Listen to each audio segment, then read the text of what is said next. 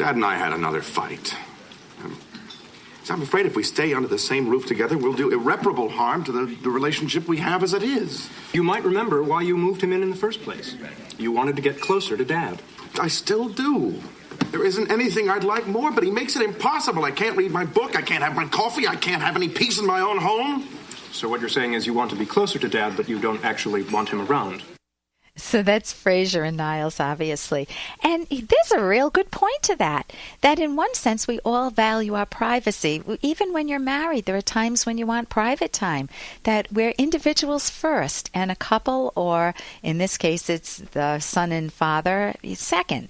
So that need for private time is there, but there's something above and beyond that in this situation with Fraser and his dad. And that's that we gain our independence from whom? From our parents. So to still live with your parents decades later, or to move back, have Dad move back in decades later, it sets you up for a lot of potential conflict. You're each set in your own ways. You have your opinions of one another, which may not always be favorable. You have your pet peeves with one another, and you're always feeling judged by one another. And so it makes it much more difficult to live with a parent unless you can work through those issues. If you can work through those issues, then it's much healthier, and you can manage living under the same roof with a parent who's reasonable, assuming you're reasonable too. So I'm Dr. Ellen Kenner, and I can take your calls and questions on any issues concerning your psychological health, your day-to-day happiness. The show is the rational basis of happiness, and your happiness matters. You do not want to betray yourself. You want to be true to yourself.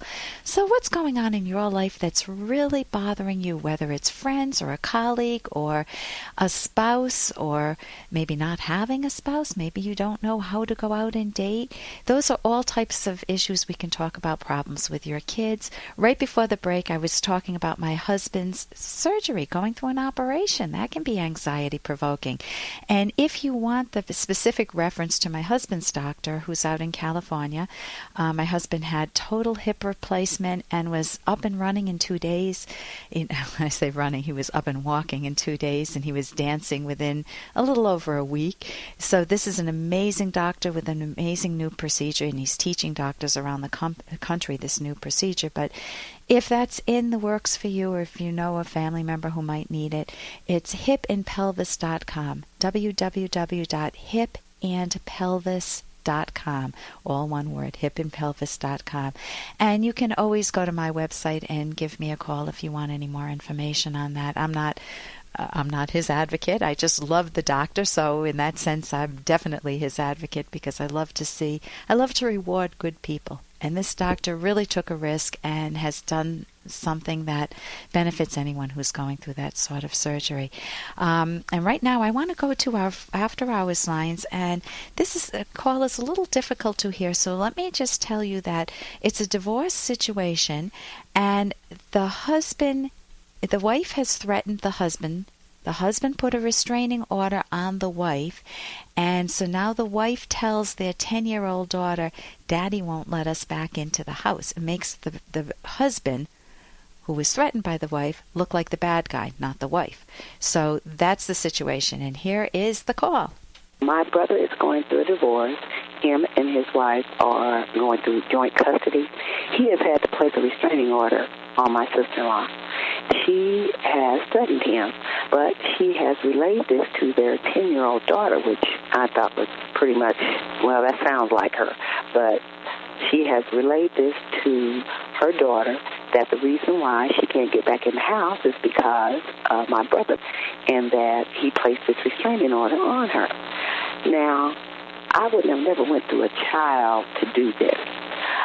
She cannot talk to my brother because he has the restraining order on her because she threatened him. Doesn't have anything to do with the children, but she is trying to put this child between them. His daughter wants him to take off the restraining order and let the mother back in, but the mother left. She did not want to be married to my brother. So he is really going through a lot right now. And it is just really tearing him down because of the fact that his daughter gets an attitude every time she is around him, because the mother has told him that he lies all the time.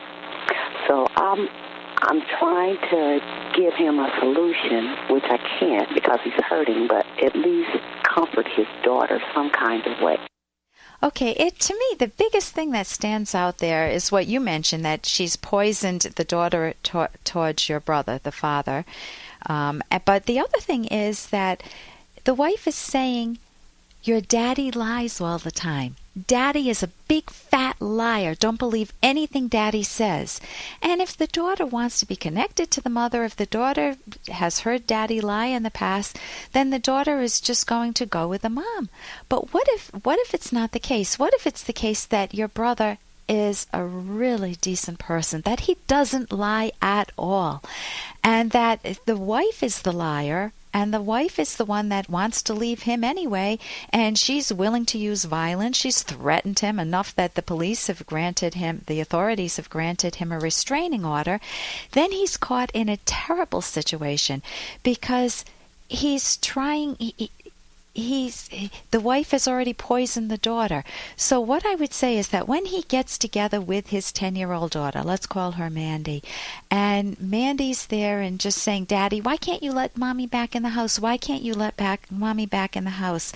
And instead of telling yourself, oh, I can't say anything, I don't want to play the same games with Mom, instead of doing that, he can draw his daughter out. Let her talk so he can gain the full context, what information she's been giving. He can say, honey, tell me what you've heard. You seem so angry with me. You seem so upset with me. And I want to make sure the facts are straight. There may be some facts I can't share with you because it's just inappropriate.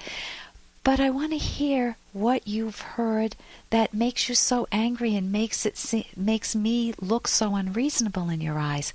Help me understand that better. If you're on target, honey, I will own up to any of my role in the problem. If it's not accurate, I will try to correct that. I will give you the information. I can't guarantee that you will believe me, but I do want to give you as much of the truth. I think you are owed that. It's a messy situation, and I wish you were not as involved. I wish Mom and I could deal with all of our issues behind the scenes. And then listen to your daughter. That's where you want to connect. If she refuses to talk, at least put the invitation out there. Instead of saying, well, you don't want to talk, well, that's it. Instead of saying that, say, I know this is a very painful topic. Think about it, honey. If you ever wanted to call me anytime, day or night, and talk about this, I'm available.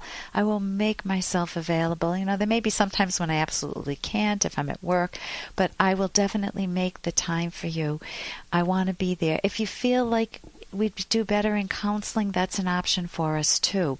So open up the doors for her. Don't paint yourself in a corner. Don't close any doors. Open them up and be willing to be there as a dad. And she may hear through the mess. She may observe Mom and know the stuff about Mom already. So that's what I would recommend there. You can also go to my website, drkenner.com, and you can get a book, Helping Your Child Through Your Divorce. I have a write-up on it there, and it's by Florence Bienenfeld. It's a fabulous book, and it does show the harm of trying to put a child in the middle of divorce issues. People get so angry. Parents get so angry. There are rejection issues. It's the desire for revenge. There are the big values at stake, the house, the kids, and people lose control and yell and scream. And you want to try to manage it. When you have children, you want to try to manage this as smoothly as possible without involving them to the degree that this 10-year-old is currently involved.